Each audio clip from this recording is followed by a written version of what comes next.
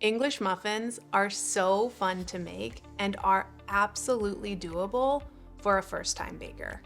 These bake up to be tall, fluffy, soft, and with all those amazing nooks and crannies. You've got to try them.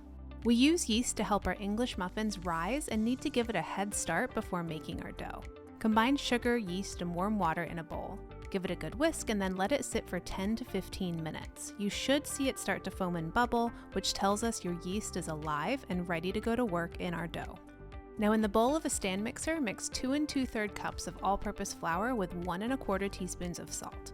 Be sure to measure your flour correctly. Stir the flour in your container, spoon it into the measuring cup, and then swipe any excess away. Now turn the mixer on to mix the flour and salt.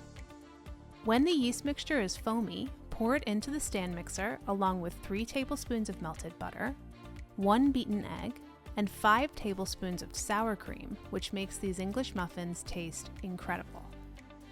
Let the stand mixer run at medium-low speed, stopping to scrape a few times until the dough comes together. It takes 5 to 8 minutes of mixing.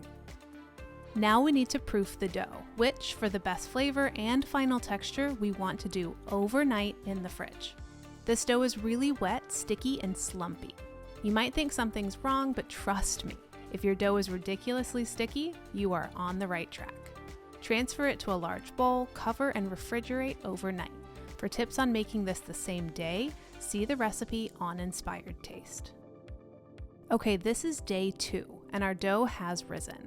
You can almost see the nooks and crannies already. It's also thoroughly chilled, which makes working with it much easier.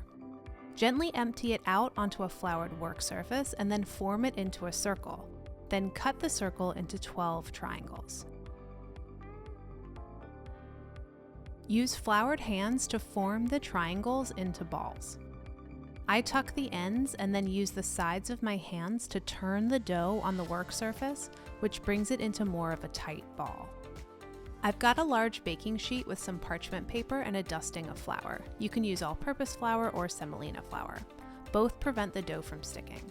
Then use your fingers to press the balls out into flat discs.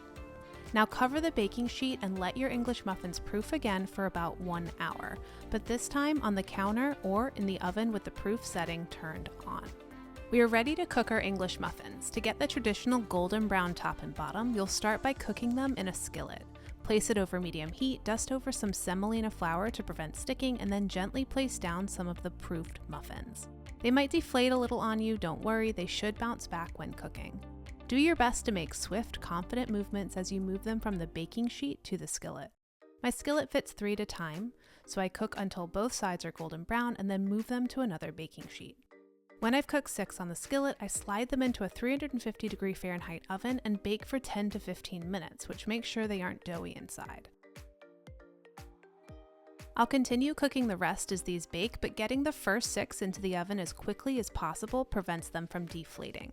Cool your baked English muffins, brush off excess flour, and enjoy. These are so much better than anything you can buy at the store. Look at how fluffy and soft they are. If you were worried about nooks and crannies, well, I think we've got you covered. Find the full recipe with lots of extra tips on Inspired Taste. If you make this recipe, come back and tell us about it. Comments and reviews from you help encourage others to make our recipes, which means we'll keep sharing more with you. See you next time.